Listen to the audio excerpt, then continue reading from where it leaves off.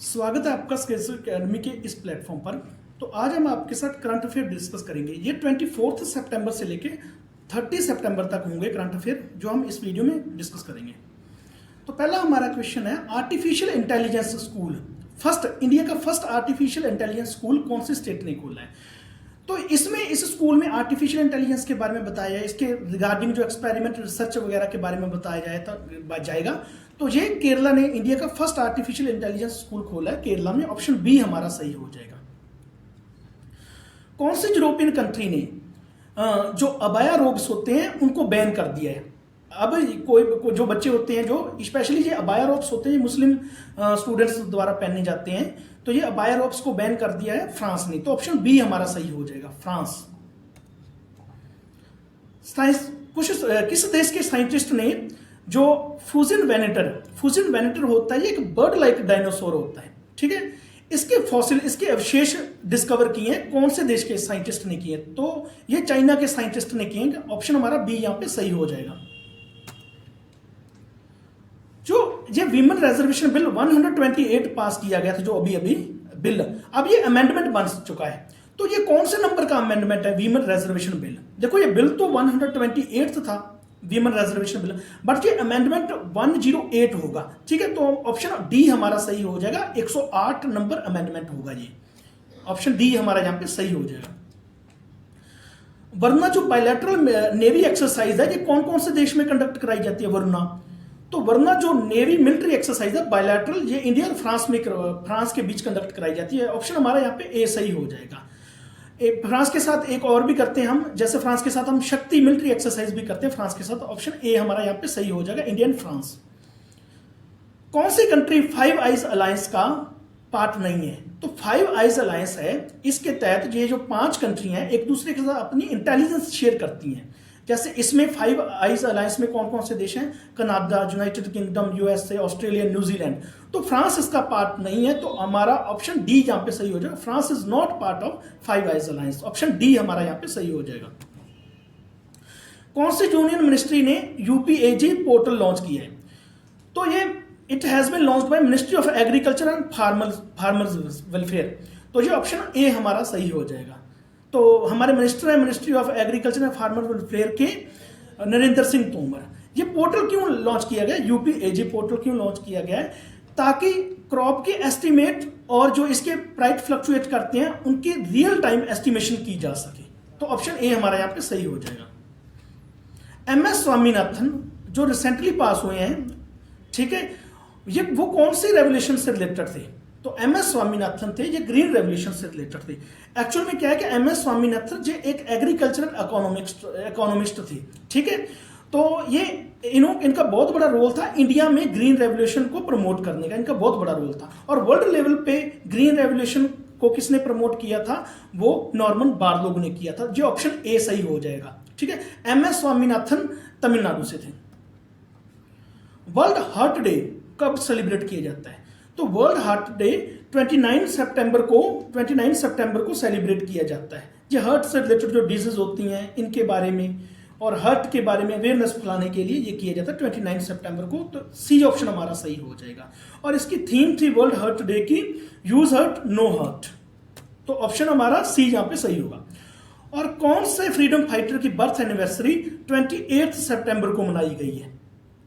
अगला सवाल है, 28 सितंबर को कौन से फ्रीडम फाइटर की बर्थ एनिवर्सरी मनाई गई है? तो ये भगत सिंह की बर्थ एनिवर्सरी 29 सितंबर को मनाई गई है। 28 सितंबर को मनाई गई है। ऑप्शन बी हमारा सही हो जाएगा। इनका बर्थ हुआ था 28 सितंबर 1907 को, 1907 में हुआ था। और 23 मार्च 1931 को इनको हैंग कर दिया गया था ब्रिटिश गवर्नमेंट द्वारा। रिसेंटली कौन सी स्टेट में armed forces special power act impose किया गया, लगाया गया? पहले तो हमें यह पता होगा armed forces special power act क्या होता है। ये हमारी आर्मी को, आर्म्ड फोर्सेस को एक्सेसिव पावर दी जाती है कि आप कहीं को बिना सर्च वारंट के कहीं भी आप छानबीन कर सकते हो और किसी की भी तलाशी ले सकते हो। इससे ज्यादा अगर जरूरत पड़े तो आप शूट भी कर सकते हो किसी पर्सन को अगर वो टेररिस्ट एक्टिविटीज में इन्वॉल्व है, ठीक है। तो ये इसमें ज्यादा स्पेशल पावर्स दी जाती हैं हमारी आर्म्ड फोर्सेस को। तो ये रिसेंटली मणिपुर में इंपोज किया गया और हमारा ऑप्शन सी यहां पे सही हो जाएगा, ऑप्शन सी। कौन से बॉलीवुड पर्सनैलिटीज को Dada Saheb Phalke life time achievement award 2021 के लिए दिया गया है? तो ये है वाहिदा रहमान। वाहिदा रहमान को Dada Saheb Phalke life time achievement award दिया गया है, वाहिदा रहमान को। ऑप्शन ए हमारा यहाँ पे सही हो जाएगा। और 2020 के लिए जो दिया गया था वो आशा पारेख को दिया गया था। ठीक है, तो ऑप्शन ए हमारा सही हो जाएगा, वाहिदा रहमान। ये जो Dada Saheb Phalke life time achievement award है, ये 1969 में शुरू किया गया था। ऑप्शन ए सही होगा हमारे यहाँ पे। 31st meeting of north zonal council. North zonal council जो नॉर्थ की स्टेट है उनकी एक जोनल काउंसिल होती है और it is chaired by home minister of India, Amit Shah द्वारा चेयर की गई है। ये कहां हुई है? तो ये अमृतसर में हुई है। ऑप्शन सी हमारा यहां पे सही हो जाएगा। कौन से मिनिस्ट्री ने एआई चैटबॉट पीएम किसान स्कीम के लिए लॉन्च किया है? अब ये आर्टिफिशियल इंटेलिजेंस चैटबॉट है। देखो हमारे देश में पीएम किसान योजना के तहत फाइनेंशियल असिस्टेंस दी जाती है किसानों को। तो उस स्कीम के तहत अगर डिफरेंट किसानों को, हमारे देश में डाइवर्स लैंग्वेज पाई जाती हैं, कोई कर्नाटका में रह रहा है, कोई हरियाणा में, कोई पंजाब में, तो डिफरेंट लैंग्वेज के फार्मर के साथ चैट करने के लिए, उनकी बात समझने के लिए ये एआई चैटबॉट लॉन्च किया गया पीएम किसान स्कीम के तहत ministry of agriculture and farmer welfare द्वारा। तो ऑप्शन बी हमारा यहाँ पे सही हो जाएगा। किस आईआईटी के स्टूडेंट्स ने hyperloop prototype of hyperloop recently launch किया? हाइपरलूप होता है जो एक तारों के सहारे चलने के लिए, तारों के सहारे एक स्थान से दूसरे स्थान पर जाने के लिए हाइपरलूप का यूज किया जाता है। तो ये हमारा ऑप्शन ए सही हो जाएगा, आईआईटी मद्रास। ऑप्शन ए सही हो जाएगा। तो प्रोटोटाइप ऑफ हाइपरलूप लॉन्च किया है आईआईटी मद्रास ने। कौन से पीएसयू ने, पब्लिक सेक्टर यूनिट ने, हमारी फर्स्ट ग्रीन हाइड्रोजन पावर्ड बस लॉन्च की है? ठीक है, कौन से पब्लिक सेक्टर यूनिट के ये एंटरप्राइज ने हमारी इंडिया की फर्स्ट ग्रीन हाइड्रोजन पावर्ड बस लॉन्च की है? तो इंडियन ऑयल कॉर्पोरेशन की है। ऑप्शन ए हमारा यहां पे सही हो जाएगा। जो कीव एंड लीव है जो वर्ल्ड हेरिटेज साइट्स हैं, ये यूक्रेन में है। ऑप्शन बी हमारा सही हो जाएगा। ये क्यों न्यूज में थी? कीव और leave world heritage site Ukraine में है, क्योंकि रशिया और यूक्रेन के बीच बात चल रही है। तो इन कीव और लीव वर्ल्ड हेरिटेज साइट्स हैं, ये खतरे में है। तो इसलिए जो यूनेस्को ने कहा है कि ये दोनों साइट्स खतरे में है, तो ये यूक्रेन में है। ऑप्शन बी हमारा यहां पे सही हो जाएगा। किस इंस्टीट्यूशन ने national list of essential assistive products introduce की है? ये नेशनल लिस्ट ऑफ जो लिस्ट है नेशनल लिस्ट की एसेंशियल प्रोडक्ट्स की, ये कुछ ऐसे प्रोडक्ट्स हैं जो हमारे जो डिसेबल पर्सन होते हैं उनके लिए असिस्टिव हो सकती हैं, उनके लिए उनको कंफर्टेबल लाइफ जीने के लिए बेनिफिशियल हो सकते हैं। तो ये किया गया आईसीएमआर के द्वारा। ठीक है, आईसीएमआर हमारा ऑप्शन ए सही हो जाएगा। ये 1911 में बनी थी और दिल्ली में Indian council of medical research का हेडक्वार्टर है और राजीव बहल इसके डायरेक्टर जनरल है। ऑप्शन ए हमारा सही हो जाएगा, आईसीएमआर। ये list national list of essential assistive products जो डिसेबल पीपल के लिए की गई है लॉन्च, ये आईसीएमआर द्वारा लॉन्च की गई है।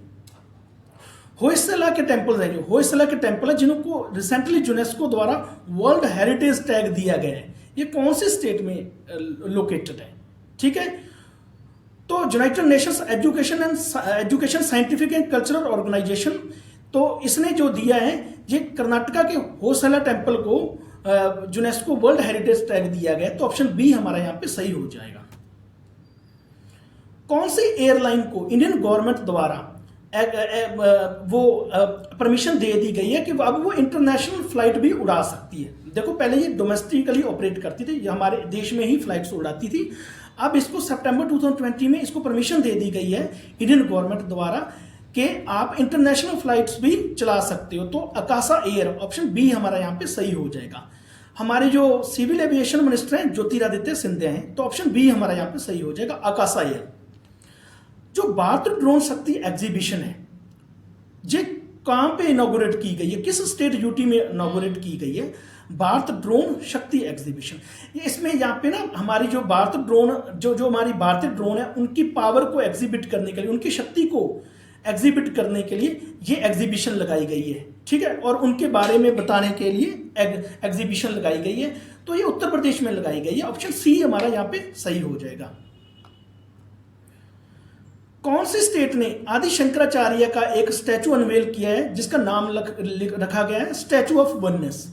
तो ये मध्य प्रदेश की स्टेट ने किया, मध्य प्रदेश स्टेट ने किया है। ऑप्शन हमारा बी यहाँ पे सही हो जाएगा। Option B, statue of oneness जो आदि शंकराचार्य का स्टैचू है ये मध्य प्रदेश में किया गया है। ऑप्शन बी सही हो जाएगा हमारे यहाँ पे। रिजर्व बैंक ऑफ इंडिया ने कितनी नॉन बैंकिंग फाइनेंशियल कंपनीज को अपर लेयर के स्केल बेस्ड रेगुलेशन में ला दिया गया है। ठीक है, रिजर्व बैंक ऑफ इंडिया ने इनके लिए इनको अब upper layer scale based regulations में रख दिया गया है। तो ये 15 जो नॉन बैंकिंग फाइनेंस कॉर्पोरेशन जैसे बजाज फाइनेंस होगी, ठीक है, ये 15 तरह की नॉन बैंकिंग फाइनेंस कंपनीज है, इनको इसके अंडर ले दिया, अपर लेयर के अंडर ले लिया गया। अब ये अगले 5 सालों तक strict rule and regulations RBI का फॉलो करेंगी। तो हमारा ऑप्शन सी यहां पे सही हो जाएगा 15। किस इंस्टीट्यूशन ने international tourism highlights report launch की है, रिलीज की है? तो ये की गई है united nations world tourism organisation द्वारा। ठीक है, ऑप्शन बी हमारा यहां पे सही हो जाएगा। तो इसका हेडक्वार्टर है जो united nation world tourism organisation Madrid Spain में है और 1975 में ये बनी थी। और इसके जो डायरेक्टर जनरल है जुराब पोलो काशविली। ठीक है, जुराब पोलो काशविली इसके जो है वो डायरेक्टर जनरल है। जो ये कॉकेट टर्बन ये रिसेंटली न्यूज में है। ये क्यों न्यूज में है? कॉकेट टर्बन है, ये पगड़ी एक तरह की। ये जो हमारे पार्लियामेंट में जो भी होते हैं, कोई सेक्रेटरीट होते हैं, जो अफसर होते हैं, ब्यूरोक्रेट्स होते हैं या मार्शल्स होते हैं, उनके लिए न्यू ड्रेस कोड लॉन्च किया गया है हमारे पार्लियामेंट की। तो ये कॉकेट टर्बन है, ये मणिपुर से रिलेटेड है। और जो हमारे पार्लियामेंट में मार्शल्स होते हैं उनके लिए ये कॉकेट टर्बन यूज की जाएगी आगे से। तो ये मणिपुर, ऑप्शन ए हमारा यहां पे सही हो जाएगा। पिंक बॉलवॉर्म है जो, ये एक पेस्ट है, फसल को नष्ट करने वाला एक कीड़ा है। ये कौन सी क्रॉप को नष्ट करता है? तो ऑप्शन बी हमारा सही हो जाएगा, कॉटन। ये पिंक बॉलवॉर्म है, ये कॉटन को अफेक्ट करता है। तो रिसेंटली हमने देखा राजस्थान में, हरियाणा में और भी कई स्टेट्स में ये पिंक बॉलवॉर्म है जो ये कॉटन की फसल को इफेक्ट कर रहा है। इंडियन 10 मीटर मैन टीम, देखो इसमें इंडियन 10 मीटर, 50 मीटर मैन और वीमेन की कई टीम ने गोल्ड जीता है। बट हम यहाँ पे स्पेसिफिक कर रहे हैं बात, इंडियन 10 मीटर मैन टीम ने कौन सा मेडल जीता है जो एयर पिस्टल इवेंट में? इंडियन 10 मीटर मैन टीम ने कौन सा? एशियन गेम जो हमारे चाइना में चल रही है, होंगजू में चल रही है, तो इन्होंने वहां पे गोल्ड जीता है। ऑप्शन ए हमारा सही हो। 10 मीटर में हमारी जो मैन टीम है एयर पिस्टल की, उन्होंने वहां पे गोल्ड मेडल जीता। ऑप्शन ए हमारा यहाँ पे सही हो जाएगा। किस इंस्टीट्यूट ने स्पेशल अवार्ड्स उन आर्टिस्ट के लिए अनाउंस किए हैं जो 75 ईयर्स के एज के ऊपर हैं, जिनकी उम्र 75 साल से ऊपर है? उन आर्टिस्ट के लिए, उन कलाकारों के लिए इस इंस्टीट्यूशन ने स्पेशल अवार्ड्स अनाउंस किए हैं। ठीक है, तो ये संगीत नाटक अकेडमी ने किए हैं। ऑप्शन हमारा ए सही हो जाएगा। ये उन आर्टिस्ट को मिलेगा जिनको पहले कोई फाइनेंशियल बेनिफिट नहीं मिला है, किसी भी सरकार द्वारा किसी भी कोई अवार्ड नहीं मिला है, उनको मिलेगा। तो ऑप्शन ए हमारा यहाँ पे सही हो जाएगा। According to the Times higher education world university ranking, कौन सा इंस्टीट्यूट इंडिया में फर्स्ट आया है? देखो पूरे वर्ल्ड में तो इस रिपोर्ट के the Times higher education world university ranking में ऑक्सफोर्ड यूनिवर्सिटी फर्स्ट आई है पूरे वर्ल्ड में तो। और इंडिया में आया है जो हमारा इंडियन इंस्टीट्यूट ऑफ साइंस है बेंगलुरु। ऑप्शन सी हमारा सही हो जाएगा। वर्ल्ड में ऑक्सफोर्ड यूनिवर्सिटी और इंडिया में Indian institute of science Bengaluru, और 91 यूनिवर्सिटीज है इस रैंकिंग में हमारी आई हैं। ठीक है, तो ऑप्शन सी हमारा यहां पे सही हो जाएगा। और जो 43rd आसियान समिट हो रहा है, जो यहाँ पे इंडोनेशिया में ही हो रहा है, जकार्ता में, इसकी थीम क्या है? और इसकी थीम है 43rd आसियान समिट की ASEAN matters epicentre of growth. तो ऑप्शन बी हमारा यहाँ पे सही हो जाएगा।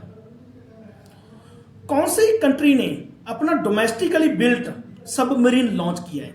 कौन सी कंट्री ने अपना डोमेस्टिकली बिल्ट सबमरीन लॉन्च किया है? हैकुन जिसका नाम है। ये एक सबमरीन है जो पानी के नीचे जाने वाली होती है, सबमरीन। तो ये लॉन्च की गई है ताइवान द्वारा। ऑप्शन ए हमारा यहां पे सही हो जाएगा। इस सबमरीन का नाम है Haikun. International Day of Sign Languages कब सेलिब्रेट किया जाता है? International Day of Sign Language 23 सितंबर को मनाया जाता है। ठीक है, तो ये हमारा ऑप्शन बी हमारा यहाँ पे सही हो गया, 23 सितंबर। तो ये हमारे यहाँ पे इसकी थीम क्या है? A world where deaf people can sign anywhere. ये साइन लैंग्वेजेस से रिलेटेड होता है डे, उनकी अवेयरनेस के लिए, उन लोगों के लिए जो साइन लैंग्वेजेस को यूज करते हैं, स्पेशली जो डेफ पीपल होते हैं उनके लिए सेलिब्रेट किया जाता है। तो ये 23 सितंबर को मनाया जाता है। ऑप्शन हमारा बी सही हो जाएगा। इसकी थीम दोबारा देख लो, a world where deaf people can sign anywhere. Tamil Nadu public health act अभी इन्वोक किया गया है। कौन सी डिजीज को कंट्रोल करने के लिए Tamil Nadu public health act invoke किया गया है?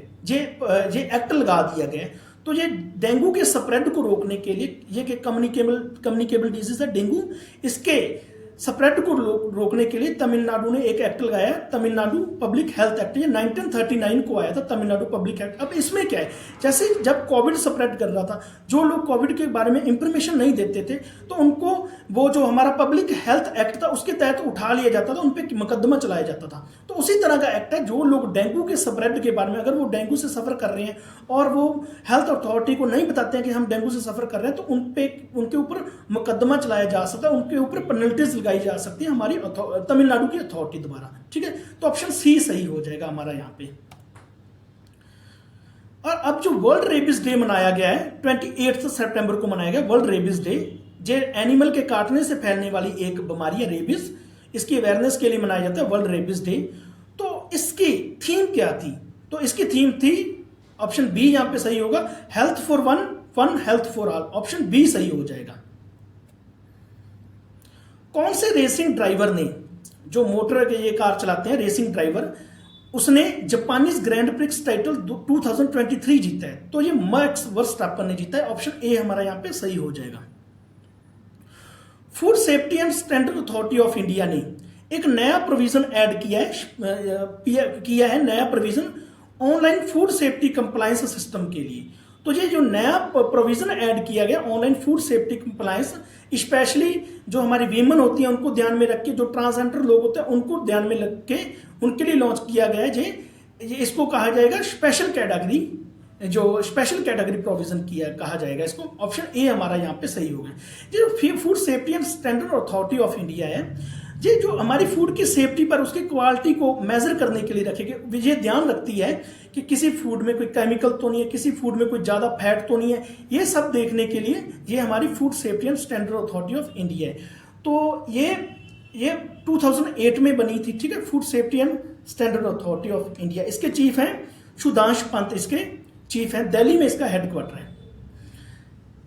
कौन सी कंट्री ने टॉप किया है ग्लोबल क्रिप्टो अडॉप्शन इंडेक्स में? ठीक है, ये चेन एनालिसिस द्वारा अभी लॉन्च की गई है। Global crypto adoption index launch किया गया है अभी। इसमें हमारे इंडिया ने टॉप किया था। लास्ट टाइम जो 2022 का जो ये इंडेक्स आया था, चेन एनालिसिस द्वारा जो रिलीज किया जाता है, उस टाइम इंडिया 4th नंबर पे था। इसका मतलब क्या हुआ कि इंडिया 1st नंबर पे इस बार, क्योंकि हम जो क्रिप्टो करेंसी है, जो डिजिटल करेंसी है क्रिप्टो, उसको अडॉप्ट करने में इंडिया 1st नंबर पे जा रहा है। तो ऑप्शन बी हमारा यहाँ पे सही हो जाएगा। युद्ध अभ्यास एक बायलैटरल मिलिट्री एक्सरसाइज है, यूएस और इंडिया के बीच कंडक्ट की जाती है। ठीक है, बायलैटरल मिलिट्री एक्सरसाइज युद्ध अभ्यास यूएस और इंडिया के बीच में कंडक्ट की जाती है। ये कहां अब कंडक्ट की जा रही है? तो ये अलास्का में कंडक्ट की जा रही है, जो यूएसए में अलास्का। तो ऑप्शन ए हमारा यहाँ पे सही हो जाएगा। इसके बिना हम एक कॉप इंडिया यूएसए के साथ करते हैं, युद्ध अभ्यास हम यूएसए के साथ बायलैटरल मिलिट्री एक्सरसाइज करते हैं। ठीक है, ऑप्शन ए हमारा यहाँ पे सही हो जाएगा। कौन सी स्टेट ने रिसेंटली लॉन्च की है एक स्कीम जिसको कहते हैं मुख्यमंत्री ग्रामीण आवास न्याय योजना? ये ग्रामीण आवास न्याय योजना है जो मुख्यमंत्री जिन लोगों को हाउस कंस्ट्रक्शन के लिए फाइनेंशियल असिस्टेंट प्रोवाइड करेगी। तो ये लॉन्च की गई है छत्तीसगढ़ द्वारा। ऑप्शन बी हमारा यहां पे सही हो जाएगा, छत्तीसगढ़। जो food safety and standard authority of India ने किस एनिमल के मीट को फूड एनिमल रिकॉग्नाइज कर दिया है? ठीक है, अभी पीछे हमने पढ़ा food safety standards authority of India है, इसने किस जानवर के मीट को फूड एनिमल रिकॉग्नाइज किया है, उसको एक पहचान दी है। नहीं तो ये मिथुन नाम का जो एनिमल होता है ये अरुणाचल प्रदेश नॉर्थ ईस्ट में पाया जाता है, अरुणाचल प्रदेश वगैरह स्टेट्स में पाया जाता है। तो ऑप्शन सी है हमारा यहाँ। अब जो इस एनिमल का मीट होगा मिथुन का, तो इसको रिकॉग्नाइज कर दिया गया, ये फूड एनिमल में कैटेगराइज किया गया है। तो ये इसके जो मिथुन का मीट होता है इसमें फैट कम होती है। ये एक काउ टाइप एक या बुफेलो टाइप एक एनिमल होता है मिथुन। जो एम राजेश्वर राव हैं, एम राजेश्वर राव जी, इनको दोबारा से रीअपॉइंट किया गया, दोबारा से अपॉइंट किया गया, डिप्टी गवर्नर आरबीआई का किया गया, ठीक है। जो एम राजेश्वर राव हैं, देखो हमारे आरबीआई के जो गवर्नर होते हैं, जैसे हमारे आरबीआई के गवर्नर हैं, उनको असिस्ट करने के लिए 4 वो भी होते हैं, डिप्टी गवर्नर भी होते हैं। और ये 4 डिप्टी गवर्नर कौन कौन से हैं, जैसे माइकल देवापात्रा एक हो गया, और टी रविशंकर हो गया, और स्वामीनाथन जानकीरमन जो रिसेंटली बने थे, और एक एम राजेश्वर राव। ये 4 डिप्टी गवर्नर होते हैं जो हमारे आरबीआई के गवर्नर को असिस्ट करते हैं, ठीक है। तो ऑप्शन हमारा यहां पे बी सही हो जाएगा, ऑप्शन बी। कौन सी स्टेट ने अपनी एक 7th नंबर की टाइगर रिजर्व को अनवेल किया है, जिसका नाम है वीरांगना दुर्गावती टाइगर रिजर्व। तो ये वीरांगना दुर्गावती टाइगर रिजर्व अभी अभी इनॉग्रेट की गई है, कौन से स्टेट द्वारा, तो ये मध्य प्रदेश द्वारा की गई है। ऑप्शन डी हमारा यहां पे सही हो जाएगा, ठीक है, मध्य प्रदेश। कौन सी स्टेट में first edition of Indian light house festival मनाया गया है। जो लाइट हाउस होता है, ये इंडियन प्रकाश स्तंभ त्योहार है, जो कौन सी स्टेट द्वारा मनाया गया, और ये उसका फर्स्ट एडिशन था, तो ये गोवा द्वारा मनाया गया है, ऑप्शन ए। ये लाइट हाउस को देखने के लिए जो टूरिस्ट आते हैं, उनकी अवेयरनेस के लिए, लाइट हाउस के इंपोर्टेंस को बढ़ाने के लिए ये फेस्टिवल बनाया गया, इंडियन लाइट हाउस फेस्टिवल, ठीक है। और इसका दूसरा नाम हिंदी में होगा भारतीय प्रकाश स्तंभ त्योहार, इसका नाम होगा, ऑप्शन ए हमारा यहां पे सही हो जाएगा, गोवा। कौन से विलेजेस को यूनियन टूरिज्म मिनिस्ट्री द्वारा बेस्ट टूरिज्म विलेजेस डिक्लेयर किया गया है। भारत के कौन से विलेजेस को यूनियन टूरिज्म मिनिस्ट्री द्वारा बेस्ट टूरिज्म विलेजेस अनाउंस किया गया है। तो ये कीर्तेश्वरी जो वेस्ट बंगाल में है, और विश्वनाथ जो असम में है, इन दोनों विलेजेस को, ऑप्शन सी हमारा यहां पे सही हो जाएगा। जो कीर्तेश्वरी विलेज है वेस्ट बंगाल में, और विश्वनाथ विलेज है जो अपने यहाँ पे असम में, इन दोनों विलेजेस को बेस्ट टूरिज्म विलेज डिक्लेयर किया है हमारी यूनियन टूरिज्म मिनिस्ट्री द्वारा, ठीक है। तो ऑप्शन सी, ए और बी दोनों सही होंगे। और हमारे टूरिज्म मिनिस्टर हैं जी सतीश रेड्डी, ठीक है, ये हमारे कल्चर मिनिस्टर भी हैं। एशियन डेवलपमेंट बैंक का वाइस प्रेसिडेंट किसे चुना गया है, ठीक है। जो एशियन डेवलपमेंट बैंक है, जिसका हेडक्वार्टर फिलीपींस मनीला में है, ठीक है, इसका ये 1966 को बना था, और इसके जो प्रेसिडेंट हैं मसात्सुको असाकावा इसके प्रेसिडेंट हैं। अब एक इंडियन बने हैं जो इसके वाइस प्रेसिडेंट बने हैं, तो जो भार्गव दास गुप्ता है, ऑप्शन ए हमारा सही हो जाएगा, भार्गव दास गुप्ता, ठीक है। कौन सी कंट्री ने अपनी 5th जनरेशन बैटल टैंक, ये मेन बैटल टैंक है उस कंट्री की, फाइट करने के लिए बैटल टैंक होते हैं, जो मार्कवा मार्क 5 ब्राक अनवेल की, अभी भी इनॉग्रेट की है इस देश ने। ये 5th जनरेशन इसकी मेन बैटल टैंक है, मार्कवा मार्क 5 ब्राक। तो ये इजराइल ने की है, ऑप्शन बी हमारा यहां पे सही हो जाएगा। कौन से नेवल शिप, हमारे इंडिया का कौन सा इंडियन नेवल शिप है जो इसने पार्टिसिपेट किया है, जो फर्स्ट इंडिया, इंडोनेशिया और ऑस्ट्रेलिया के बीच में एक ट्रायलैटरल मैरीटाइम एक्सरसाइज हो रही है। ट्रायलैटरल का मतलब होता है जिसमें 3 कंट्रीज इन्वॉल्व हों, बायलैटरल का मतलब जिसमें 2 हों, और मल्टीलैटरल जिसमें 2-3 ज्यादा कंट्री, जिसमें उसको मल्टीलैटरल बोल देते हैं। तो ये ट्रायलैटरल मिलिट्री एक्सरसाइज है, मैरीटाइम मिलिट्री एक्सरसाइज है, इंडोनेशिया, ऑस्ट्रेलिया और इंडिया के बीच कंडक्ट कराई जाती है। तो जो हमारा इंडियन नेवल शिप यादरी है, उसने इसमें पार्टिसिपेट किया है, ऑप्शन ए हमारा यहां पे सही हो जाएगा। ओके, जो बाबा एटॉमिक रिसर्च सेंटर है, जो ट्रॉम्बे में या महाराष्ट्र में स्थित है, इसके 14वें डायरेक्टर कौन बने हैं, तो इसके 14वें डायरेक्टर बने हैं विवेक बसिन, ठीक है, ऑप्शन सी हमारा यहां पे सही हो जाएगा। ये जो बाबा एटॉमिक रिसर्च सेंटर है, ये न्यूक्लियर साइंस के ऊपर रिसर्च करता है, ठीक है। होमी बाबा जो हमारे होमी बाबा जहांगीर थे, उन्होंने इसका फाउंडेशन रखा था, उन्होंने इसको इनॉग्रेट किया था, ठीक है। ये महाराष्ट्र ट्रॉम्बे में स्थित है, 1954 में बना था।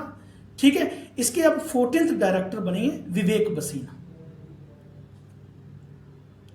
एक बुक है जिसका नाम है nation calling holistic approach for union public service commission civil service examination. इसको ये किसके द्वारा लिखी गई है?